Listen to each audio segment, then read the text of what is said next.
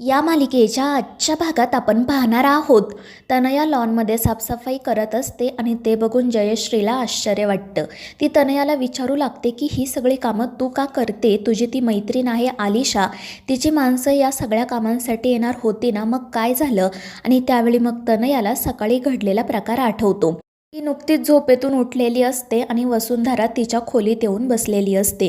ती तनयाला तिच्या आईने सही केलेला तो कागद दाखवत म्हणते की हे बघ तनया, आजपासून तुला ही सगळी कामं करायची आहेत, कारण या कागदावर तुझ्या आईची सही आहे, त्यामुळे तुला ही कामं करावीच लागतील. त्यामुळे तनया तो कागद बघते तर त्यावर वसुंधराने लिहिलेलं असतं की इथून पुढे तनया लवकर उठणार, घरचे सगळे कपडे धुणार, सगळी भांडी घासणार, अख्खं घर झाडून पुसून घेणार आणि वसुंधरा सांगेल ते सगळं करणार. आणि ते ऐकून तनयाला तर मोठा धक्काच बसतो.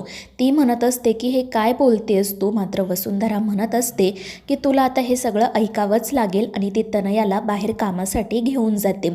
तर तनया हे सगळं जयश्रीला सांगणारच असते, पण तितक्यात वसुंधरा त्या ठिकाणी येते आणि तिला बघून तनया घाबरते. त्यानंतर तिला पुन्हा आठवतं की जेव्हा तिने वसुंधराला या सगळ्या कामांसाठी नकार दिला होता, तेव्हा वसुंधराने तिला धमकीच दिली होती की जर तू ही सगळी कामं केली नाही तर मी आईंना जाऊन सांगेल की तू अखिलला कसं 50 लाख रुपयांना लुबाडणार होती ते. आणि त्यामुळे मग नाईलाजाने तनयाला ती सगळी कामं करावी लागतात. तर जयश्री तिला पुन्हा पुन्हा विचारत असते की तनया, सांग तू ही सगळी कामं का करतेस? आणि तितक्यात वसुंधराच त्या ठिकाणी येते. तर तनया म्हणत असते की आई, मला वसुवहिनीने हे सगळं शिकवलं आहे. तिने सांगितलं की आपलं घर आहे ना, मग आपण आपल्या घरातली कामं करायलाच हवी. आपल्या घरातली कामं करायला लाज कशाला वाटली पाहिजेत. त्यामुळे मी सुद्धा आता कामं करण्याचा निर्णय घेतला आहे. आणि ते ऐकून जयश्रीला तर दुसरा धक्का बसतो. त्यानंतर मग वसुंधरा जयश्रीच्या तब्येतीची चौकशी करते तर ती रागातच ठीक असल्याचं सांगते. आणि मग त्यानंतर वसू तिला म्हणते की आई, आता ज्या प्रकारे मी तनयाला वळण लावत आहे ना, त्या प्रकारे मी तुमचं मन देखील एक ना एक दिवस नक्की माझ्याकडे वळवेल. आता तुम्ही माझा कितीही रागराग करत असला ना, तरी मला खात्री आहे एक दिवस तुम्ही माझ्यावर खूप प्रेम कराल. आणि मग ती तेथून निघून जाते. त्यानंतर आकाश ऑफिसला जाण्यासाठी तयार होत असतो. त्याचा टिफिन घेऊन वसुंधरा त्या ठिकाणी येते. ती आकाशला म्हणत असते की रात्रभर तुमची झोप झालेली नाही आहे, त्यामुळे तुम्ही आज घरी राहून आराम करा. पण तो म्हणतो की नाही वसुंधरा, आज मीटिंग आहेत, त्यामुळे मला ऑफिसला जावंच लागेल. आणि मग त्यानंतर तो मुद्दाम वसुंधराला म्हणतो की एक काम करा, तुम्हीसुद्धा माझ्यासोबत ऑफिसमध्ये चला. तुम्ही सोबत असाल तर मला काम करायला उत्साह येईल आणि तुमच्या हातचा चहा पिऊन मग मला छानसुद्धा वाटेल. मात्र वसुंधरा म्हणते की ते तर शक्य नाही आहे, कारण जसं तुम्हाला ऑफिसमध्ये काम आहे तसं मला घरी काम आहे. आणि ते ऐकून आकाश हसतच म्हणतो, म्हणजे आपली झोप झालेली नसेल तरीसुद्धा आपल्याला कामं तर करावीच लागतील. आणि त्यावर ती देखील हसतच हो म्हणते. त्यानंतर आकाशचं लक्ष वसुंधराच्या हातातील चाफ्याच्या फुलाकडे जातं. तो वसुंधराला म्हणतो की हा चाफा तुम्ही मला द्या, म्हणजे जर मला तुमची दिवसभरात आठवण आली ना, तर मी या चाफ्याकडे बघेल. आणि त्यावर वसुंधरा म्हणते की ठीक आहे. आणि मग तीसुद्धा आकाशचा पेन घेते. तर दुसरीकडे तनया सगळा लॉन साफ करून तिच्या खोलीत आलेली असते. खूप काम केल्यामुळे ती दमलेली असते आणि आरशात बघत म्हणत असते की जर मी इतकं काम केलं ना, तर माझी सगळी स्किन खराब होईल, माझ्या चेहऱ्यावर पिंपल्स येतील, आता मी काही काम करणार नाही. आणि ती लगेच आराम करायला जाते. मात्र तितक्यात वसुंधरा त्या ठिकाणी येते आणि तिला म्हणते की तनया, तू आराम काय करत बसली आहे? चल, आता आपल्याला सगळं घर झाडून पुसून साफ करायचं आहे. आणि ते ऐकून तनया हसतच म्हणते की तू गंमत करतेस ना? तर वसुंधरा म्हणत असते की माझ्या चेहऱ्याकडे बघून तुला वाटते का मी तुझी गंमत करते ते?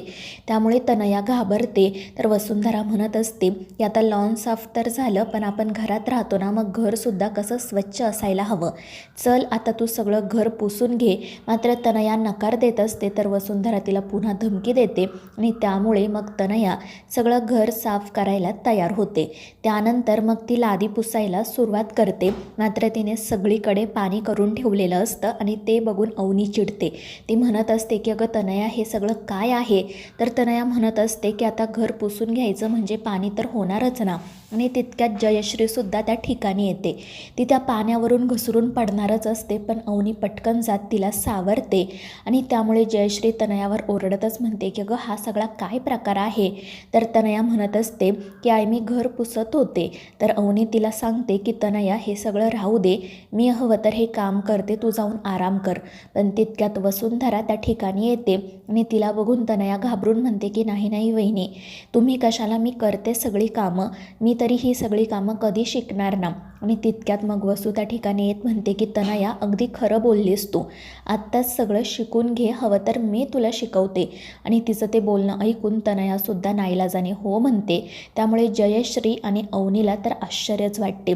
आणि मग त्यानंतर वसुंधरा तनयाला फरशी कशी पुसून घ्यायची ते शिकवते आणि वसुंधरा सांगेल त्याप्रमाणे तनयासुद्धा काही तक्रार न करता कामं करत असते. आणि ते बघून जयश्रीला आणि अवनीला मात्र धक्काच बसतो.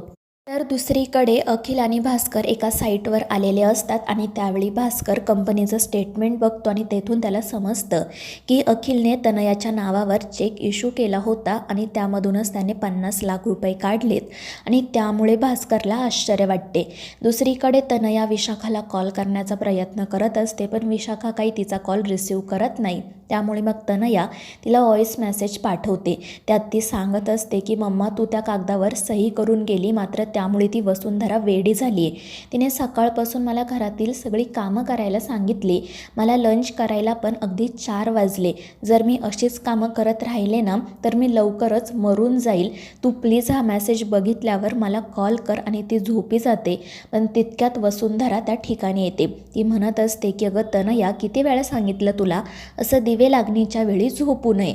तर तनया म्हणत असते की प्लीज मला थोडा ब्रेक घेऊ दे, तुला जे काही दिवे लावायचेत ना ते लावेल मी. तर वसुंधरा हसतच म्हणते की अगं तू नको दिवे लावू, दिवे लावण्याचं काम आई करतील, आपल्याला स्वयंपाक करायचा आहे. आणि ते ऐकून तनया घाबरून म्हणते की मी स्वयंपाक करायचा आहे का. आणि त्यावर वसुंधरा म्हणते की हो, घरातील सगळ्यांच्या आवडीनिवडी लक्षात घेऊन आज तुलाच स्वयंपाक बनवायचा आहे. आणि मग ती तनयाला किचनमध्ये घेऊन जाते. तनयाला मात्र काहीच येत नसते. तर वसुंधरा म्हणते की तू का घाबरतेस, मी शिकवते तुला सगळं. आणि मग ती तनयाला पोळ्या बनवायला सांगते. मात्र तनयाला पीठ किती घ्यायचे, कसे मळायचे ते सुद्धा माहिती नसते. आणि मग वसुंधरा सांगेल त्याप्रमाणे ती एक एक काम करायला सुरुवात करते.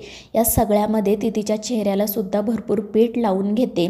त्या पिठामध्ये कधी कमी तर कधी जास्त पाणी ओतते. आणि त्यामुळे वसुंधरा हसतच तिच्याकडे बघत असते.